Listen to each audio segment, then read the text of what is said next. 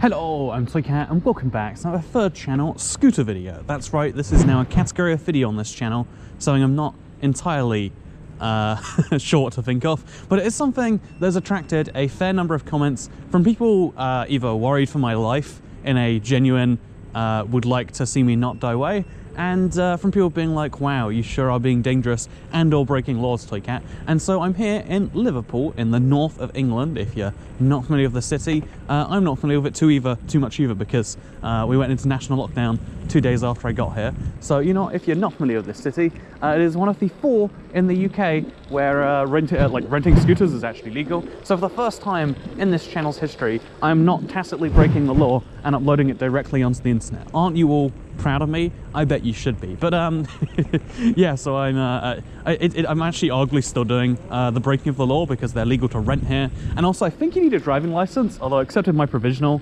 I don't have a real driving license. I have the ability to learn to drive, and you know, who knows for sure what anything even means anymore. It's 2020, and the one thing that is certain is the fact that regardless of the legality of it all, it's kind of okay to ride a scooter. Or that's my personal judgment I'm passing down. Obviously, words on some paper, I say that as if that's not how legal systems work, but obviously that's not the actually enforced reality is that, like, scooters are fine. They're a great micro-mobility, and especially in this, a pandemic, perhaps one that would cause a lockdown of national proportions, they are, you know, more important than ever, because they, you know, also look, there's a rented one in front of me. That guy not even breaking the law mildly like I am, because me renting this scooter makes it not okay in a bizarre way. But anyway, so oh, do I get onto this road? I'm not gonna do it. See, I wanna give you all a little bit of a, because a lot of people say, like, man, you are being super risky, Toycat. You are basically one mistake away from death. One mistake away from death.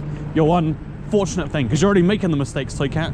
And I kind of see what people say when they, like, when you watch the footage back, it is kind of terrifying, because when I rotate all the way to the right, you only see me rotating a tiny bit. Like, I'm looking over my right shoulder right now, and looking over my left shoulder.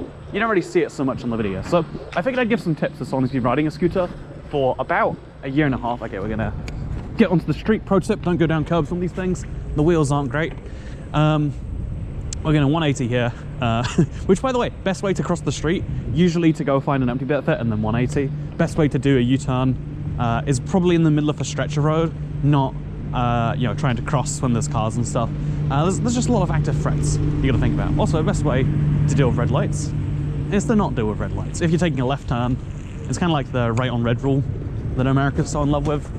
You can turn left on the UK by using the pavement, or you can just skip any amount of junctions doing the exact same thing. And see, I figured I'd give a few tips as to why I don't think I'm going to die.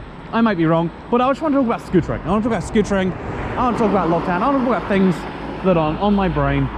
And if you want to stop me doing that, then go ahead and try.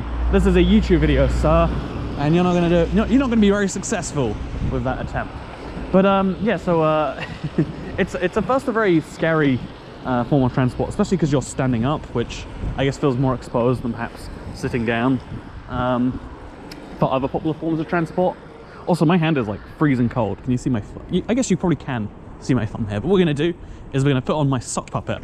See, you might remember this if you follow me on Twitter. And if you don't follow me on Twitter, wow, now I'm using my third channel to actually achieve something. I'm going to promote my Twitter right here. Did you know if you follow me there, I tell you things? So as you can see, he's a cute little owl. The Duolingo bird, you might see him as. Very, very cute. That's going to keep my thumb from freezing off in its entirety. And then we're going to go down a nice cobbled road.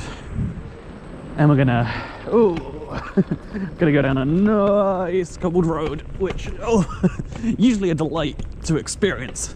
Not very good for your tires, I don't imagine. Oh, yeah, this is the sound of my voice when I'm going on the cobbles. And I want to talk about, like, when you first go onto these, it's terrifying because you're standing up, you're exposed, you don't know what to do. But the biggest help that I find is just start, like, you know, obviously riding on empty roads, and then from empty roads graduate to, like, when you're going in a city, because the most useful place for a scooter, the most useful place for micro mobility, you know, powered skateboards, powered whatever else, is inside the city. But inside the city has some of the craziest traffic, the most aggressive traffic, because it has to be aggressive because of the nature of the city. So what I recommend doing, if I'm not mistaken, if I know my Liverpool streets, and God knows I don't know if I do, what you're really lucky to find in a few good cities are bike lanes, usually unprotected, but sometimes, like this one, literally a protected designated cycle lane. That is a road over there. That road is limited to a lower speed than normal. This is a bike lane right here, and that is a segregation between them.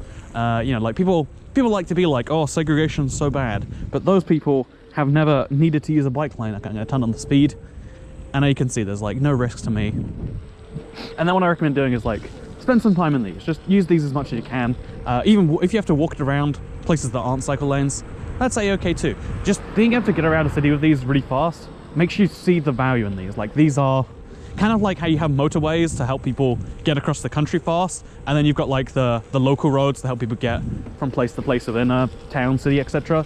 These like cycle lanes, they're really handy. But the problem is, no city I've been around in the world has a fully complete network. I mean, it takes so long and so much money to fix them. Though what ends up happening is once you're done with like a single street, you end up right back on the road just like this, and then you're on a road and it's terrifying. You're like, oh god, look at the cars coming any second. But the trick with this is not to turn right onto a random side street. But the trick with this is then, like, once you finish with your fun little side streets, is to move on to the your cycle lanes, is to move on to the main roads like this. Main roads, you know, you always have the opportunity of cars, but they can just go right round you. There's 2 lanes, one for you, one for the cars. The cars have to overtake, and it's easy. It's kind of stressful when there's a car right behind you. Your max speed is 14 miles an hour. 15 miles an hour. It's actually 15.6 or something. Every new generation of scooters, they edge forwards the max by like 0.1 more miles per hour in a way that I find very interesting. But yeah, the interesting thing about roads like this, see, there is a van coming behind me. That you can hear it, but you can't see it because when I look behind you can't see me. But there's a van behind me. That van would kill me if he hit me, and I just have to rely on him choosing not to, and thank God he didn't. And so being on a road like this gets you over those nerves easily. That, like, actually, people who are on the roads who have driving licenses, generally speaking, don't want to kill other people. You know, it's like it's a good lesson for society in general.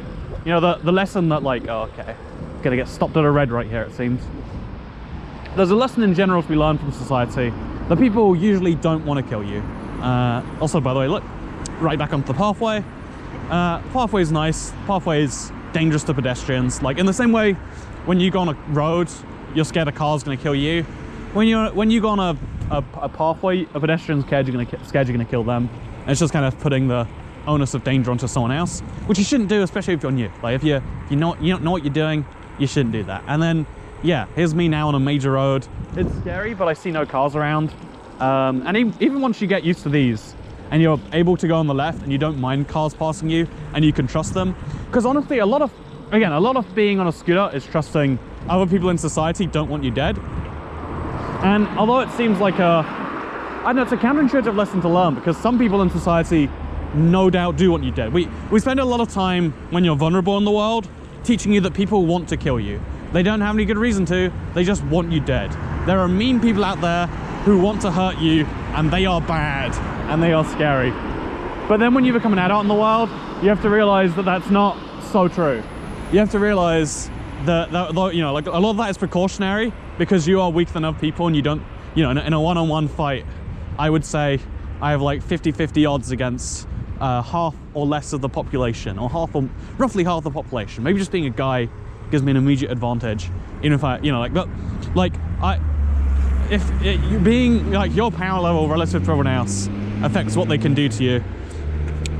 And children, you know, like, you can take the weakest adult in the world, maybe not the weakest adult, you can but like, oh god, cobbles, why have I done this to myself? I was gonna go down that street, but it's dark, and I think it went straight back to where I was before.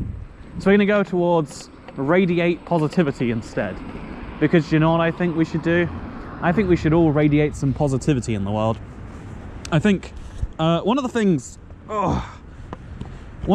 that is the real plague of safety, because in the post World War II period that we're now living in, we've only been here for 76 years as 2021.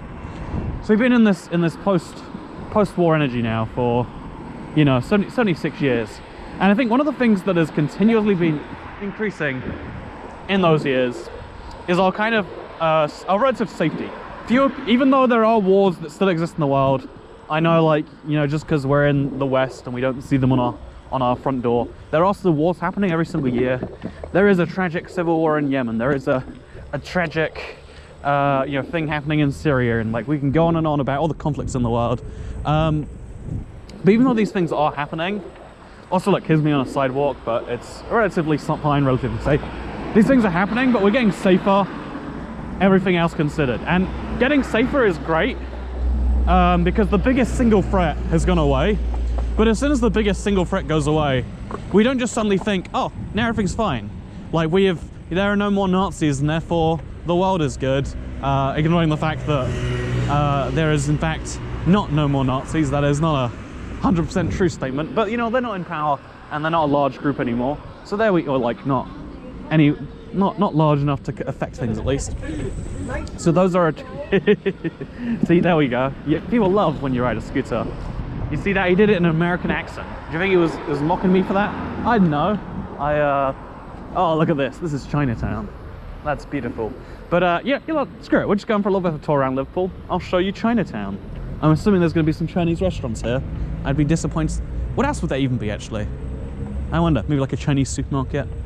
Maybe there's just a lot of Chinese people living here. I mean, there's some pretty buildings. Yeah, this is nice. I'm going to slow down for a bit. But, ooh, there's the Holy Yin. No, the Hoi Yin Association. There's Chow's House, a Cantonese and Peking restaurant. See, this is cutesy. They've still got Christmas decorations up, and it is early January. As we all know, that's a sin. Honestly, you know, 2020 was hard enough. Can't we just pretend that, oh God. Since 2020 was such a long year anyway, can't we just keep December 2020 going? I think we deserve that. I think after what we went through, we deserve an eternal Christmas 2020 season. Also, this is so weird. This is like a park on the left that just has a pathway going through the middle. So you can't use it for football. You can just sit in it. I mean, I guess it's just a nice park, but like so close to Chinatown. Like I'm not, maybe that's unrelated. Maybe that's entirely related. Maybe Chinatown isn't a real thing, that's just a figment of our imaginations. I don't know for sure. What I do know though is, oh God. Do you want to see what happens when you go down a curb on a scooter, by the way? I'll give you a clue. It's not very pretty.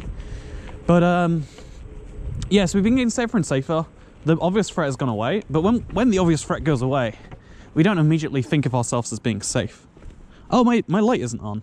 Ah, that's not very safe of me, huh? But when the obvious threat goes away, we don't just magically think that we're fine. We focus on the next biggest threat, and we blow it up into proportion of that biggest threat. The reasons to why we do this, maybe we're like perfectionists as humans, and you know, we've never been happy with what we have. We're happier with what we have than what we had before, but we're never absolutely happy. There is a all-consuming desire in human beings. It's, you know, one of the essential parts of economics is that we have finite resources but infinite desires. There is no perfectly equitable way you can share resources because everyone wants an infinite amount. In fact, there's no perfectly equitable way for, oh, look at that doggy over there. I shouldn't be looking. I've learned recently not to look dogs in the eyes. So I'm breaking that advice to look at a cute dog. But isn't it worth it in your opinion? I think it totally is. Yeah, so one of the things we do is we don't see a problem as having gone away. We kind of just, also look how easy these streets, oh God, it's, that's the first time I've fallen off on video. That was like actually iced floor. Wait, do you want to see? Pro tip, they recommend never to ride these things at night. Can you even see it? Like little ice crystals? Yeah, what I recommend by the way for that, because it's going to be scary. Like again, you're standing up, you're exposed. Right here. Okay, I don't know if you can even see that. Not doing a good job of recording today, huh? Yeah, I think I got the chest mounted GoPro because I thought it'd be pretty stable. And I think it is stable, but also you don't really see what I'm seeing, which is, to me, some of the fun of YouTube, like seeing someone else's experience. But how to avoid that, pro tip, when you're turning left, always have your left foot like off, like, you know, your right foot's on here, your left foot's off, so you can bounce off it like that. When you're turning right, do the same in the other direction. Pro tip right there. A little bit scary. Oh, okay, we're still going. Scooter's good, I'm good. A little bit unnerved, but that's fine. Just chilling down some random side streets in the center of Liverpool. And as soon as our biggest fear goes away, we focus on another one. We have infinite desires, and one of our desires on the Maslow's hierarchy of needs is safety and security. Sure, if you don't have any food, your immediate, like, safety doesn't matter to you. Sure, when you're depressed, you don't care if you live or die on some level. But in general, it is true that we care. In general, it is true that we care about our security. And there's no real such thing as infinite security. You can never be secure from everything, even if we're just talking about like physical security, like property security or something like that. Like, you can never have a house that is 100% secure from theft. I mean, Buckingham Palace got robbed recently, for God's sake, which is mind-blowing that that's possible. You know, like, anywhere can, you know, like, things are only as safe as they seem. Most security is relative security. You know, you can make your car more secure than the cars next to it, so if someone's gonna break in, they'll break into one of those instead. It's very hard to make something absolutely secure. Like, a lock, you know, I think the phrase that, like, locks only keep honest thieves out is something I really believe in. Like, we have locks on things. Ah, I'm right back here. Isn't this beautiful? The answer is yes, this is beautiful, by the way. But we have locks and they keep honest thieves out. Like, if you want to get into a locked door and you're not honest, you're willing to break laws, you don't care about people's property and, you know, stealing people's hard-earned stuff. If you don't care about that stuff, then you know, like, a lock's not going to keep you out. You can learn to lockpick. Even if you don't know how to lockpick, you can break a lock. A lock is only a fixed amount of strength. There is always a way past a lock or a lockpick or anything like that. And that's just a fundamental way that those things exist. We can never have absolute security. We can have relative security that makes us feel better. And so I think when that comes to us on a societal level, you know, as we got on safer and safer from, well, we start to think about domestic fears. We start to think about the fact that, like, anyone on your street, theoretically, if they wanted to kidnap your children, they could. If anyone on your street wanted to kill you, if you upset someone so much that they wanted you dead, and indeed, this does happen to people, if you upset someone and they want you dead, or if you don't upset them and they just believe that you've upset them and they want to make you dead, they can just do it. You have no, you know, like, you might think, oh, when you go on a plane, you're absolutely secure. People sneak items, like, even the most stringent security we have in our lives for airports, even that, it doesn't make planes absolutely safe. It makes them relatively safe, because you're always at risk of a crazy person who doesn't care about the norms of society. The biggest thing we have that protects us, the biggest security we really have in this world, is the fact that people don't want to do those things. If people wanted to do those things and were motivated, bad things would happen. This is why people think absolute inequality is a bad thing. I think relative inequality is the thing that drives crime. The thing that causes someone to want to steal from their neighbor is when their neighbor has 100 times as much money as them for reasons they see as unfair. You know, the reasons that, you know, like, people who look at the Jeff Bezoses of the world and go, you know what, did he really do 200 billion times? Let's say someone's worth 200 grand. Did Jeff Bezos really do 100 million times? Did I do the maths right there? Yeah, 1,000 times a million. So did someone really do 1,000,000 times as much work as them? And the answer is probably a no. Also, this street right here, this is one of those terrifying ones to cross. I don't know how I'm going to do it. You know what? This video is a great example of, like, be confident, but just, like, even if you're not confident, you're just getting off at any moment, really easy, and you're still getting around places. It's nice. It's nice. But oh god. But the truth is the biggest safety asset we can have is trust.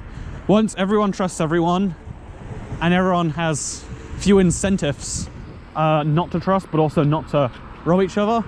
You don't need physical security. In the country of Liechtenstein, population smaller than not only smaller than the city of Liverpool, but smaller than the city of Liverpool by about 20 times. Fewer people live in that country than live in this one city that has less than 1% of the UK's population, which is interesting how things scale that way. But people just leave their doors unlocked there. Like, why would you need to have a lock? You know your neighbors. You have some connection to everyone in your country.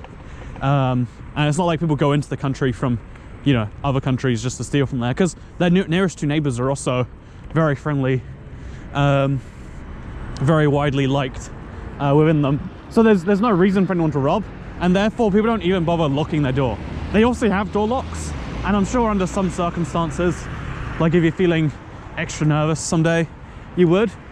But it's a very open country. Trust is easy to come by. And so yeah, also, this, just in case you recognize it, if you follow my Twitter, this is that castle that has a little castle on the top. I have to do the limbo to show you looking up. I don't know if you could see it, but I'm gonna go by the docks of Liverpool, because Liverpool is a city that is kind of famous for its docks. Obviously boating isn't a big industry these days, and it's not mostly done here in Liverpool. When it is, I think there are some teenagers making seagull noises. Anyway, so, ooh, what is this? Just a mega car park? See, if there's a mega car park, there's gotta be a reason that people would take their cars here to park. It only stands to reason, right? I wonder what that is. Anyway, so as our security is going up, we start to think about more things to not be secure about. We never have an infinite amount of security while the underlying issues around it aren't addressed. And so instead we just kind of don't trust our neighbors. We don't trust the people we know. Because again, anyone in your street could take your, because you know, when it's your own security, you can do the balance of probabilities and you can be fine. When it's other people's security, you can't balance someone else's probabilities for them. This is the reason the pandemic has like exposed the flaw in Western thinking, or maybe our response to it has exposed the flaw. Maybe it's not the pandemic, it's the lockdowns or whatever instead. But we have a big belief of like individual responsibility. You take personal responsibility to do dangerous things, but then the results are on you. Like, people will come and help you, but like making that right, that is on you. You don't just assume that people have to help you for whatever dumb thing you want to do. You have to balance the probabilities, balance the risk in your head, and decide whether it's worth doing. And that is a freedom we get in the West that we shouldn't overstate ever. The ability to take your own risks is one of those things that I think is a beautiful part of our society. Maybe you disagree, but yeah, we're going for a ride by the docks now. Also, there's a lot of cars over here. Like, you know, what are the cars all doing? I'm always worried I'm going to see some illicit dogging or something, you know? It's just, it would just put a little bit of a dampener on one of these videos, I reckon. But yeah, so as I was saying, we have this issue. So right now, I'm in the UK. I'm a little bit salty because we're under national lockdown, which has basically said, you know what, no, actually, no longer will you make your own decisions. And the reason they decided that is because if I get sick, the risk, I have very little risk of anything bad happening to me. But if I did get sick and then someone else, you know, and then I didn't care about it and then I got someone else sick, that person could either die themselves or they could pass on to their grandma, who they have to see because they need to feed them, because whatever. I don't know why they have to feed their grandma, but they have to feed their grandma every day. They have to visit them on a regular basis, and then they give it to their grandma, and their grandma dies. I could kill someone's grandma by doing my normal life, and therefore that I can't effectively balance the probabilities.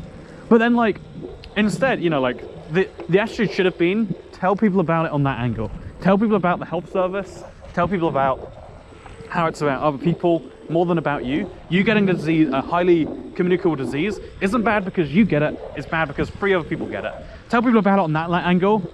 And yeah, because we had this, the biggest problem we had in a lot of Western countries, I'd say very few countries avoided this angle that was like an easy one to go for. It's an easy sell to get people to temporarily be scared. but it stopped working immediately, is we sold people on, this is a deadly disease, it is the plague V2, do not avoid getting it. There is a 5% chance you'll die if you get this thing that is highly transmissible. I'm going the wrong way down the road right now, but it's fine, because it's this time of night, and as we all know, scooters don't have to follow the rules. That is definitely what you should take from my videos. But we started with the idea that like you'll die if you get this. We tried to overplay long COVID, something that I think of hospitalized patients, which is a small proportion of COVID people, 1% of people have some long-going effects. But that's true of every viral disease. Like we've tried to overplay and make people personally scared for so long that as soon as you try to be like, okay, so we're just gonna, we use fear for so long that now fear doesn't work on when people actually get the data, using fear to motivate people is a great motivator one time. Like when people are scared of the consequences, they won't do a bad thing. But the moment they realize those consequences aren't real, the moment they realize you were just using fear as a motivator rather than telling people the truth, not only have they lost their trust in you, but also they've lost their trust, but also they've lost any motivation, because you can't get anything as serious as fear. The UK, we're in a lockdown right now, but I think the sentiment is generally, it doesn't feel like it to most people, because people aren't watching out and making their own informed decisions. We aren't doing our personal responsibility checks because we've now outsourced that to someone else. The government is now responsible for your personal responsibility, which, ignoring the ridiculousness of that sentiment, and it exposes a huge flaw in when you take it away from someone, you can't then be like, okay, we're giving it to you back, but now we want you to do it this way. Once you take something like that away from people, they realistically don't expect it to be, once you take away someone's personal, rights, and then they realize that they had it back and that it was all a lie, they're gonna be very, very, very skeptical of the things you have to say in the future. Lies and fear and making, because in case you're curious and you're like, no, Toy Cat, we didn't have any real lies. Multiple governments, it was, even the WHO was very, very suspicious of your masks back in March, instead preferring, oh yeah, let's save those for the healthcare system, which might have been smart and you could have told people about that. But I really have this this weird feeling towards lying to people for their own goods. I have this weird feeling of like, oh yeah, let's tell children that they could be kidnapped at any time, because I guess it's technically true, and it will keep them on the defensive, because I think we lose the most important thing, and I think we're losing, we've lost 1/1000th of people in about 10 or 11 countries around the world. In the UK, 0.1% of the population has died from COVID over the course of the last year. How bad 0.1% in a year is obviously depends on how you want to picture that. Is that a statistic? The death of one man is a tragedy. Death of 0.1% of a giant nation is a tragedy. Oh, look at this, by the way, we're going 17 miles an hour in the ice. What could go wrong? Oh no, not lights. See, these are the dumbest lights in the world. I've been here before. They're just lights to tell you not to go around a corner, as best I can tell, but I don't understand why. I don't know why there are lights there. Whatever, if you can tell me why you think there are lights at that junction, that is not a junction, but is instead a corner, let me know in the comments, and I can be like, oh yeah, I'm dumb. Because I'd like to be dumb on this one. But yeah, I think trust is the most important thing we have as a society. Something I really love. I love Switzerland, because they have, even though they have a lot of travel restrictions right now, they're very transparent about why they have those travel restrictions. If you come from a country that has 50 or more cases per 100,000 people of COVID than Switzerland, then you have to quarantine for 2 weeks when you get there. Basically, killing any chance that you can transmit the virus, because it's something 2 weeks is the period between getting it and between when you're most likely going to be done with any form of infectiousness, even if you have symptoms, whatever. So they have that as a requirement, and they're very transparent about the fact that it's 50 more per 100,000. When you say it like that, you're like, oh yes, if you are coming from somewhere that is more dangerous than here, you are more likely to have the virus than someone from here, and therefore we'd like you to not.